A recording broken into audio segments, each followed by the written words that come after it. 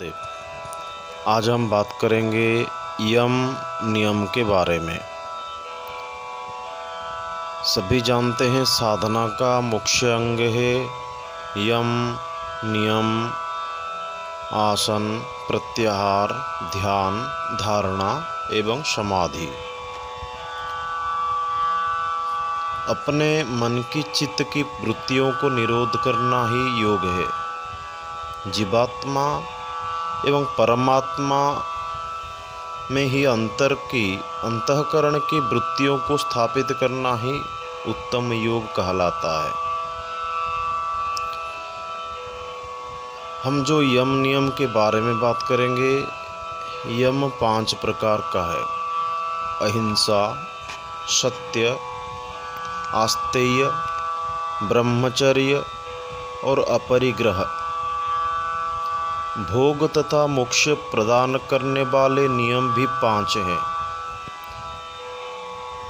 जैसे कि शौच, संतोष, तपस्या, स्वाध्याय तथा ईश्वराराधना।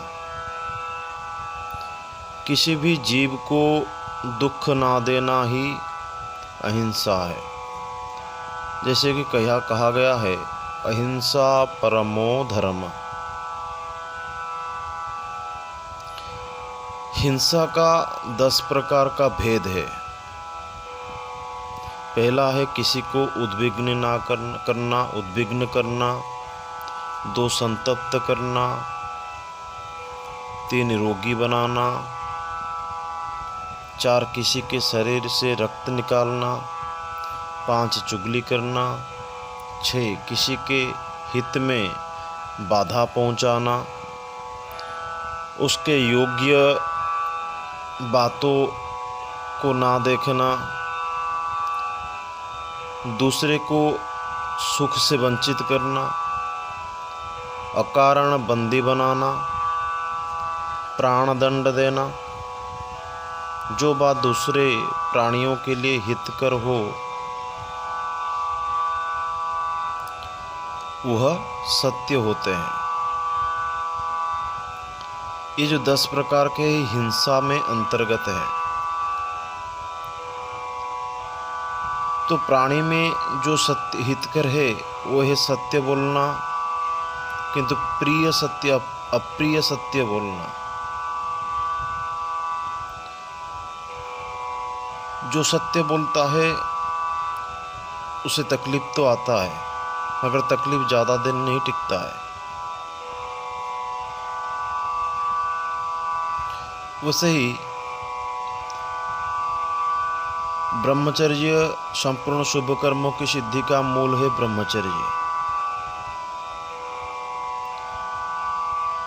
ब्रह्मचर्य के अभाव में समस्त क्रियाएं निष्फल हो जाती है। वशिष्ठ, चंद्रमा, शुक्र, देवताओं के आचार्य बृहस्पति, ब्रह्मा जी, ये सभी तपोवृद्ध एवं वयोवृद्ध होकर भी स्त्री के मोह में फंस गए थे। मदिरा 3 प्रकार की होती है, गौणी, पौष्टी और साध्वी। चौथी मदिरा जो है उसका नाम है सुरा। स्त्री को जानना चाहिए जिसके द्वारा यह संपूर्ण संसार मोहित है। पुरुष तो मदिरा को पीने पर मदमत हो जाता है, किंतु स्त्री को तो वह देखने मात्र से ही मदमत हो जाता है। मदिरा को पीने के बाद ही मदमत होता है। स्त्री एक ऐसा चीज़ है, उसको देखने के बाद ही मदमत हो जाता है। क्योंकि नारी देखने मात्र से उन्मत्त बना देती है, अतः वे उसको देखना ही नहीं चाहिए। साधना काल में यदि मनुष्य किसी भी प्रकार से दूसरे भी द्रव्य का अपहरण करता है अथवा देवताओं के लिए होम किए बिना ही हविष्य को खा लेता है साधना के समय, तो वो अवश्य तिर्यक पशु पक्षी की योनि में जाता है। मुमुक्षु पुरुष अपने साथ कौपीन, शरीर को ढकने वाला वस्त्र, ठंडी के कारण कष्ट को दूर करने वाली कंथा, कुदड़ी, गुदड़ी जिसको बोलते हैं, तथा खड़ाओं, इतनी ही वस्तुओं को अपने साथ रखें, अन्य वस्तुओं का संग्रह ना करें। अन्य वस्तुओं का अपरिग्रह कहते हैं। इसी को अपरिग्रह कहते हैं, अन्य वस्तुओं को त्याग करके इसी वस्तुओं को अपनाने को। शरीर की रक्षा के लिए वस्त्र आदि को लिया जा सकता है। धर्म में लगे हुए शरीर की रक्षा प्रयत्न पूर्वक करनी चाहिए। शौच प्रत्येक मनुष्यों का कर्तव्य है। पवित्रता जिसको बोलते हैं शौच, शौच दो प्रकार का होता है, ब्राह्म शौच एवं भीतरी शौच।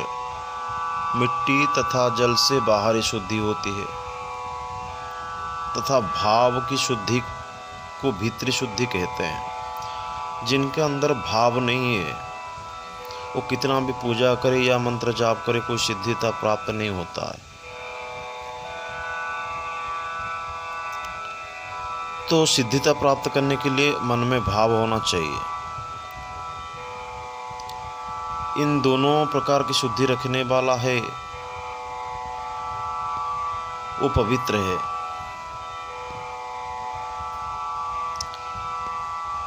तब से सब कुछ प्राप्ति किया जा सकता है।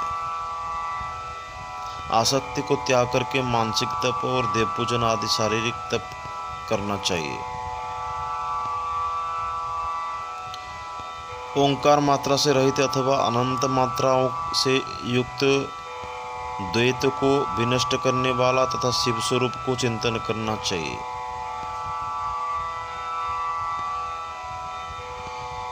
इस सभी चीज को ध्यान रखना चाहिए। नियम,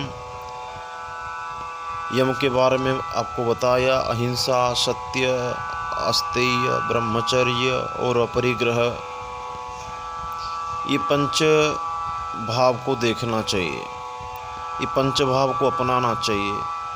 नियम, एक नियम बनाना चाहिए। मैं 4 बजे ही उठूँगा, हर रोज़ 4 बजे ही उठूँगा और जो भी कुछ करूँगा वो नियम से ही वशीभूत होकर ही करूँगा। तो नियम से वशीभूत होकर करने से नियम प्रतिफलित होता है। जो व्यक्ति प्रतिदिन प्रणव का 12,000 जाप करके तिल तथा घी से हवन करता है, उसको 12 मास में, 12 मास यानी कि 1 साल में ब्रह्मा का साक्षात्कार हो जाता है। इसका 1 करोड़ जाप करने पर अणिमादि अष्ट सिद्धियां भी प्राप्त होती है।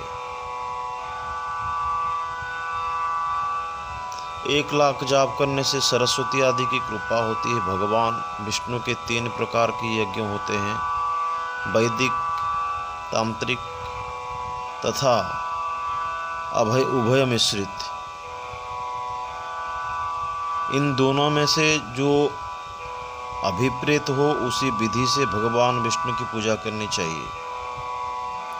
जो मनुष्य भूमि पर दंड के समान पड़कर भगवान को साष्टांग प्रणाम करता है, उसको जिस गति की प्राप्त होती है उसकी प्राप्ति सैकड़ों इंद्र भी नहीं कर सकते हैं। जिस मनुष्य की श्री भगवान में पराभक्ति होती है तथा आचार्य में भी उसकी श्री भगवान के ही समान भक्ति होती है, उसी महात्मा को इन वर्णित अर्थों का ठीक ठीक ज्ञान होता है।